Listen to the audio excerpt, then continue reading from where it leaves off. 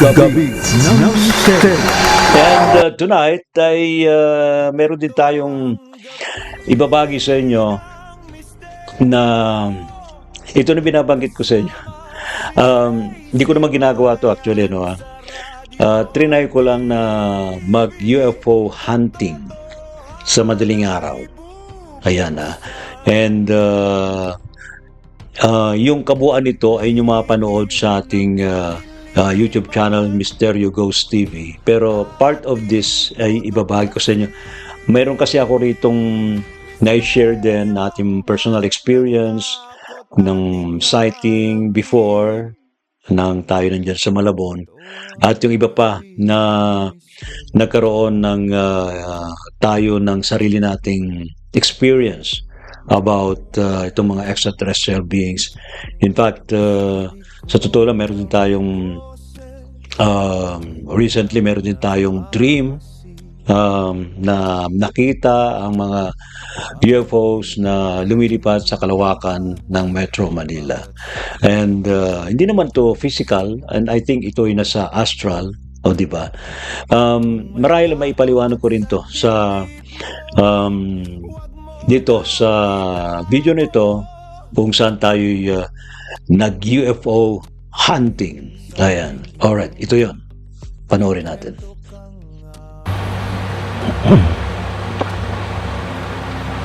Panawagan natin sa mga galactic beings kung nakikinig man kayo. Maybe you can show up. Magpakita naman kayo rito sa direction ng aking camera para mahagip naman ng aking camera yung mga liwanag ng mga spaceship. Ano na naman, lambing lang naman natin kung gusto niya magpakita. May nagtatanong sa akin dati, may nagsabi na di ba sila mayroon tayong communication with the galactic beings? Yes, actually meron naman. Until now naman meron, pero hindi ganun ka-frequent yung communication ko. Kung hindi naman masyadong important yung messages or situation, na hindi. Although, pag very strong yung kanilang message, nagpapakita sila in my dreams. Recently, meron na akong dreams with them. I don't know if it's an astral or a dream, pero nagising ako in dreams so naging lucid ako. And I realized na nandun nga ako, maybe it's in another dimension kasi pinakita sa akin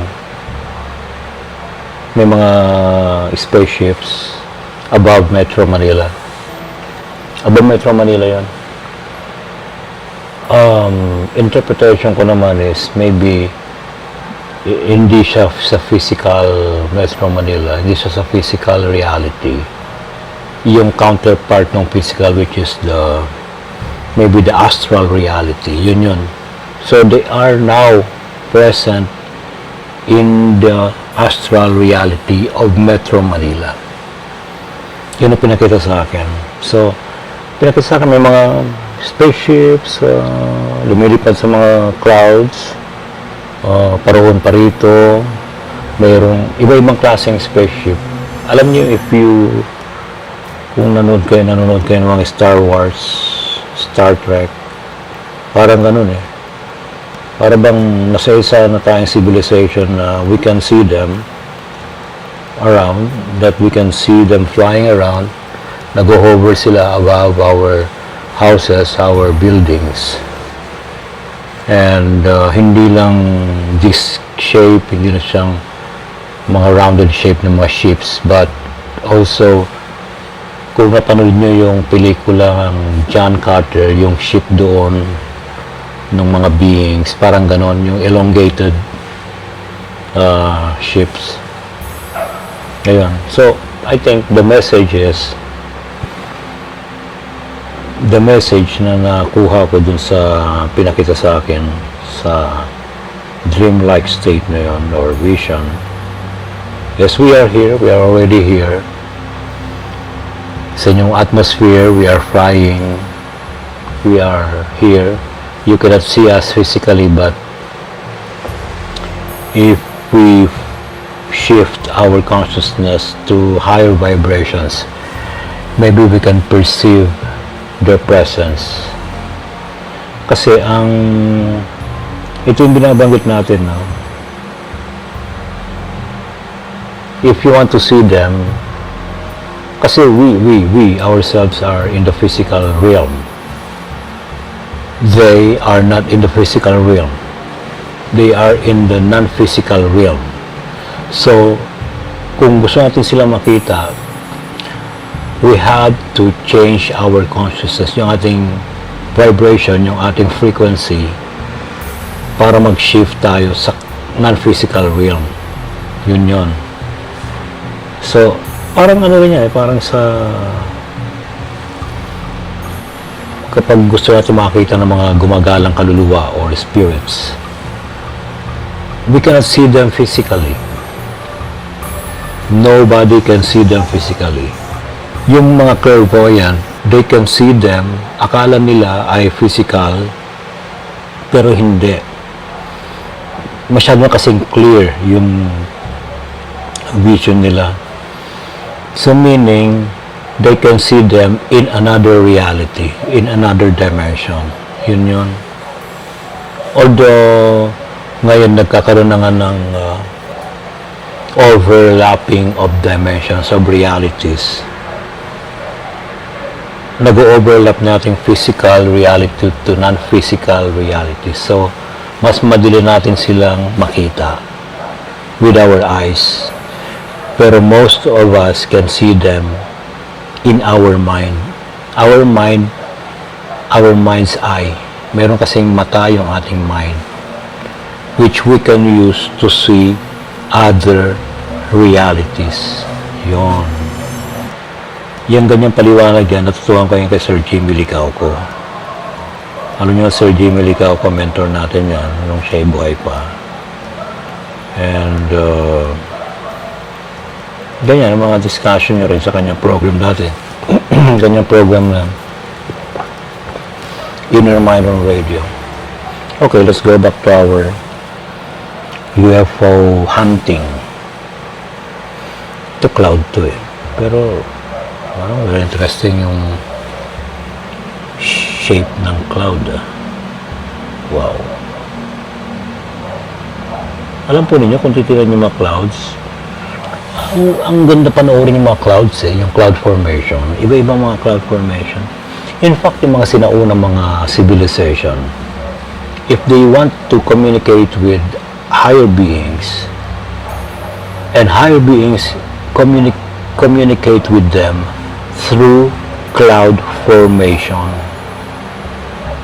So, doon nakukuha, doon na-interpret ng mga seers, ng mga oracles, ng mga psychics ngayon, tawag natin sa mga psychic ngayon, yung messages from the higher beings through cloud formation. Ito, anong formation to? Looks like I don't know, a face. Okay, ito.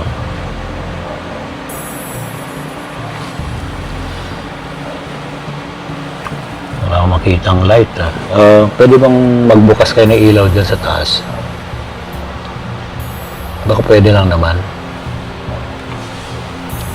It's just a request. Diba? Okay itong cloud formation na ito sa baba. Para siyang dinosaur. Yung sa taas niya, wala, hindi ko alam kung anong klase. Kayo, baka may nakikita kayo. Kaya ngayon nakalagay dyan may UFO ba? Sagutin yung tanong na yun. Tingnan nyo rin itong nakikita ko rito. Baka meron kayong makagilap. Gamitan nyo rin ang inyong clairvoyant ability. Baka makita nyo sila.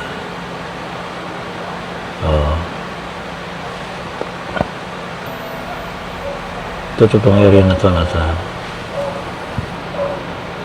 Diyan na yung Guadalupe Bridge.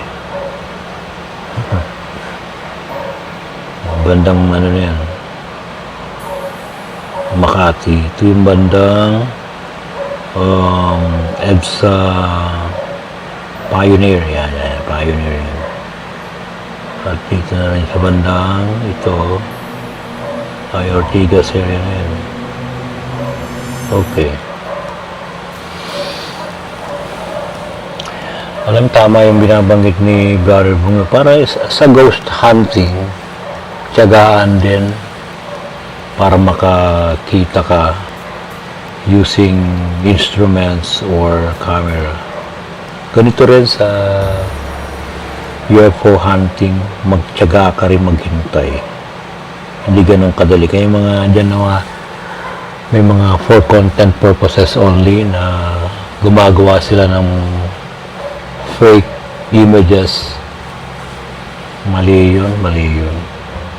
Hindi dapat pinapanood yung ganun. Panluloko yun sa tao. Okay, ito yung Metro Manila ngayon. Yung oras na ba? Sa oras ko dito ay 2:40 AM. Wala pa akong nakikita. Parang steady ngayon yung mga clouds. Pero itong clouds na to, parang dikit-dikit na sila. Ayan.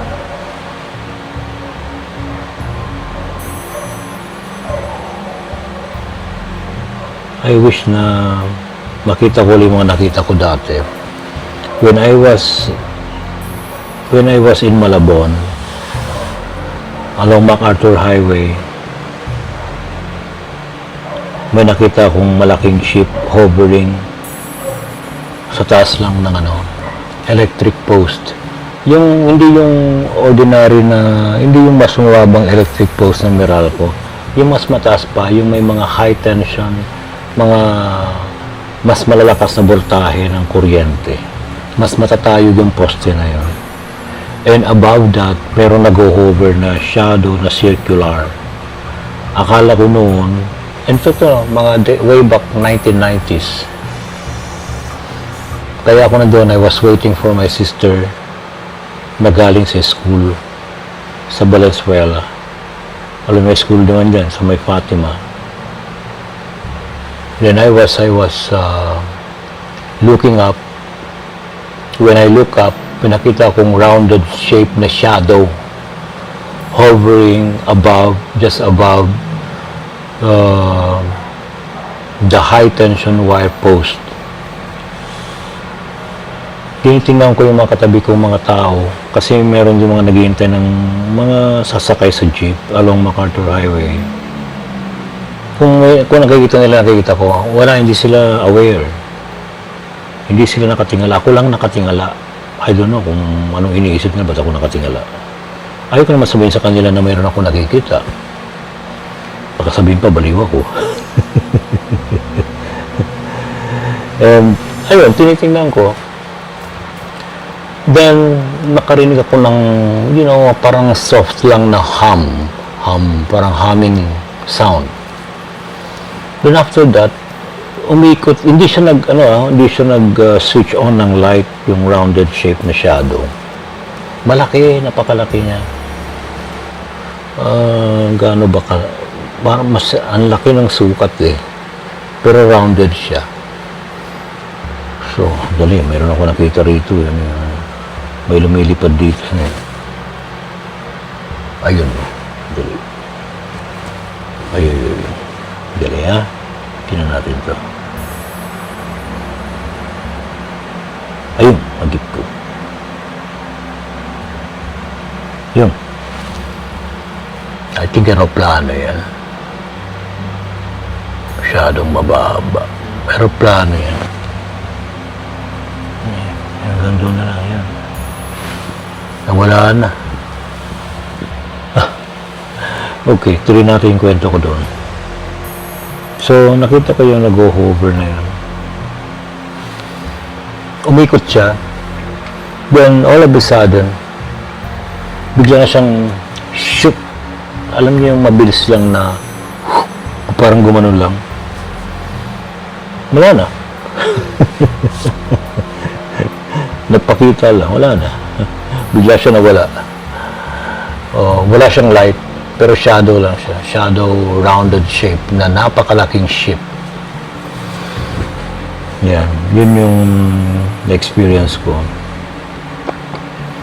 Pero, yung aking mother naman, si Nanay Carmen, meron siya na-experience din. Naglalaba siya sa labas ng bahay namin sa baba. Doon sa apartment. Diyan din sa Malabon area. Nagtataka siya bakit may lumilipad na rounded, maliit lang na rounded object, rounded shape. Just kasing taas lang ng bubong ng bahay. Akala nga niya may nagpapalipad ng laruan. Alam mo yung drone. 1990s, hindi pa naman usang drone di ba? Wala pa yun. Siguro gumagamit lang ng mga military lang. Pero, imposible Makyat siya kasi nasa second floor ako ng apartment. Sabi niya, alam mo anak, may nakita ako. Akala ko naman baka mayroon na naglalaro sa kapitbahay natin, nagpapalipad ng iba-ibang kulay ng ilaw. Sabi ko, ano tsura? Rounded siya, no? Pabilog yung ilaw sa ilalim, iba-ibang kulay. Sabi ko, naku nay, parang may nakita na, nagpakita yata sa inyo yung mga beings hindi ko na maalam yun sabi, akala ko laruan lang tapos bigla siyang nawala, sabi niya. Nung sinusundan ko ng tingin, sabi niya, pagka dating doon sa dulo nung roof, yung bubong sa pinakadulo ng apartment, kasi ilang door kasi yung apartment doon, I think nasa I don't know kung 10 doors ba yun? Sa pinakadulo, bigla raw nawala. Ang swerte mo naman nanay, sabi ko.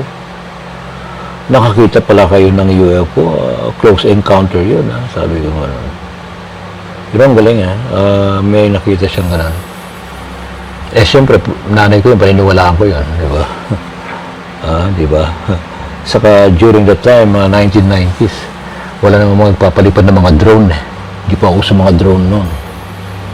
Ngayon na lang. Sabi ko nga, baka may drone lang noon, mga military people lang. Another one. May nakita rin akong isa pa. Okay, i-share ko na rin sa inyo habang tayo nag-UFO hunting dito ngayon. Nag-sky watching tayo. Doon din sa Malabon area. I don't know kung sila ay nagpaparamdam sa akin that I have to look outside and tumingala sa window. At pagtingala ako sa window sa bandang north side, may paparating na triangular shape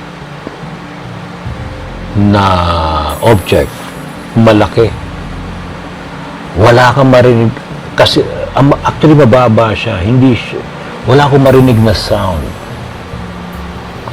Nauso pa naman dati yung tinatawag na sightings sa mga black triangles. Sandali, may nakita ko rito. Sandali lang may nakita ko. Ano to? Aeroplano rin to. Baba rin ang lipad.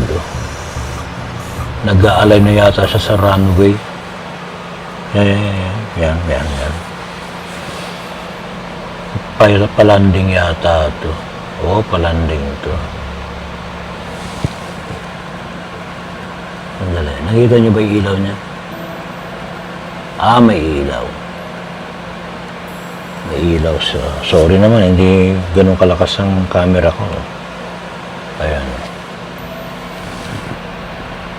May ilaw. Aeroplano yan.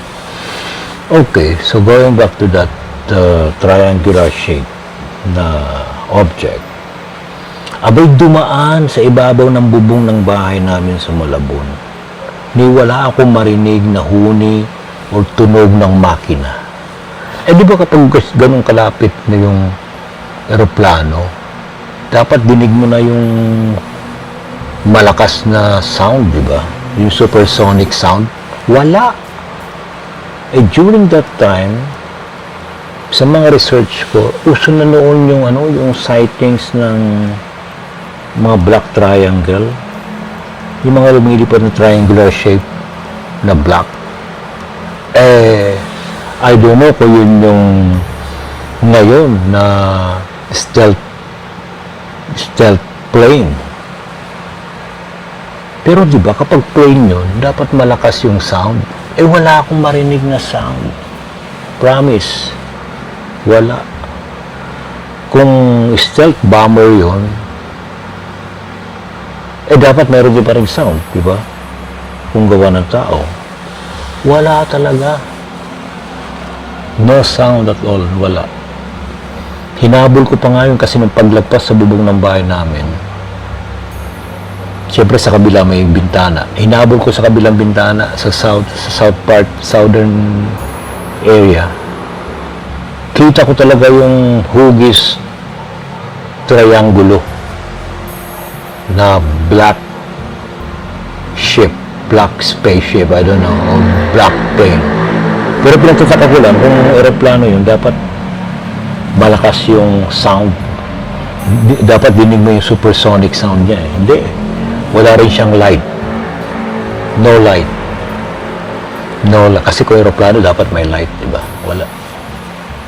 Unless na talagang hindi lang binuksan yung light. Okay. Nasaan na tayo? Uy, nawala na yung mga ulap. Ano to? Ba't ganyan? Ulap pa rin ba yan? Oo nga, ulap pa rin yan. Tapos walang taas. Wala. Pero liwanag sa tuktok. Oo. Yeah. May mga ulap pa rin dito. Yan yung mga ulap. Parang hindi tayo pinagbigyan tonight. Walang from time to time gagawin natin to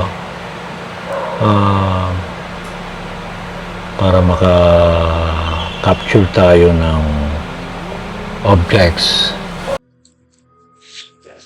Okay, and I hope na nakatulong ako sa inyo sa sharing ko ng aking experience, yung sa sharing ko nating UFO hunting dito sa ating program sa Gabi ng Misteryo. And kayo rin, itry nyo rin. Yan.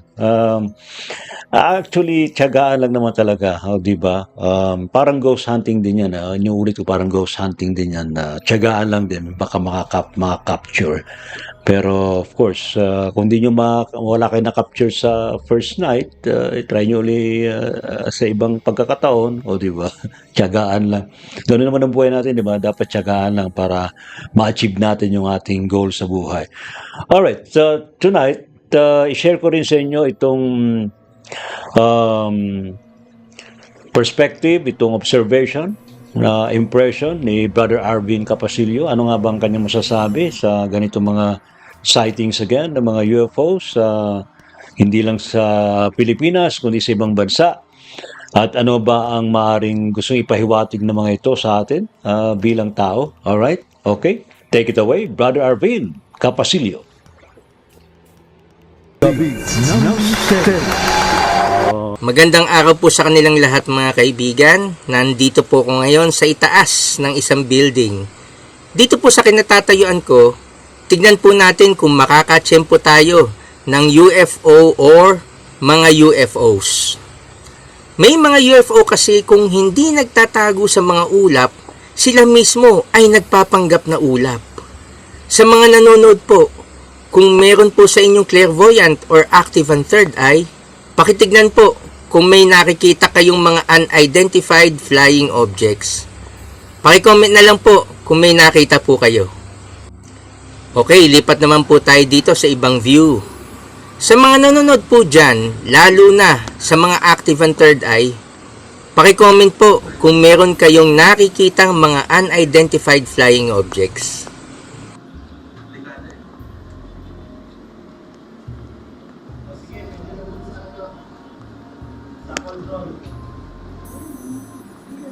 Kung napanood nyo po ang pelikulang Predator, may kita nyo sa scene ang alien at ang kanilang sasakyan na bigla na lang lilitaw at bigla na lang nawawala. Pero para sa akin, hindi po siya nawala. Nandun lang po siya. They just shifted from the third dimension to the fifth dimension and vice versa. Sa pelikulang Prey, there was a scene wherein nag-cloak o nag-invisible ang alien. Pero nakikita siya ng kalaban niyang oso or yung brown bear because animals have the ability to see in the astral plane. Tulad ng mga alaga nating aso, minsan nakikita nyo kumakahol sila sa isang lugar o sa isang sulok kahit wala ka naman nakikitang tao o hayop. Pero ang mga aso, yes, may nakikita sila. They also have the ability to see in the astral plane. Sa tingin niyo mga kaibigan, since nakakarinig tayo ng mga balita about UFOs and aliens, dapat ba tayong matakot sa kanila? Dapat po ba tayong magpanik? Banta ba sila sa ating mundo? Or looking at the positive side, nandito ba sila para tulungan tayo, bantayan tayo, o alagaan tayo? Bakit nga ba yung mga pelikulang napapanood natin about UFOs and aliens ay sasakupin tayo o sasaktan tayo? Mga kaibigan, para sa akin, matagal na po silang nandito sa mundo. Matagal na natin silang kasama. Pero may nabalitaan po ba kayo na ginawa silang hindi maganda? Kung alam niyo lang po, tumutulong po sila sa atin para tumakbo ng maayos ang ating mundo.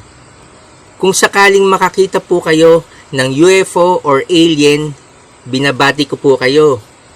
Mapalad po kayo. Gifted kayo ng third eye. Dahil kayo po ang pwede naming maging tulay ng mga mensahe papunta sa kanila. Huwag po tayong matakot. Bagkus, i-welcome po natin sila. Dahil bago pa kayo pinanganak, nandito na po sila. Gumagabay, nagbabantay. Mas maganda nga po kung sana yung kanilang advanced technology matutunan po natin. Kaso nga lang po, they know our limits. Alam nila kung ano kaya nating gawin. Kaya yung knowledge nila about advanced technology, hindi nila sa atin ibibigay. Alam nila gagamitin natin ito to take advantage instead na tumulong tayo sa ating mga kapwa. Kaya mga kaibigan, makipag-give and take po tayo sa kanila. If they are good to us, then let's be good to them. If they are giving us, then let's also give them. If they love us, let's also love them. Yun lang po mga kaibigan, maraming pong salamat sa inyong lahat, sa inyong panahon, sa inyong pakikinig. God bless po, magandang gabi po. Gabi ng Misteryo. Siya po ang kabuuan ng ating programa ngayong gabing ito mga kaibigan tungkol sa existence ng mga extraterrestrials, galactic beings, ng mga UFO. Ako naman, personally, I would advise yung karamihan sa atin na wag lang tayo lagi nakayuko. Diba? Wag lang tayo lagi nakayuko.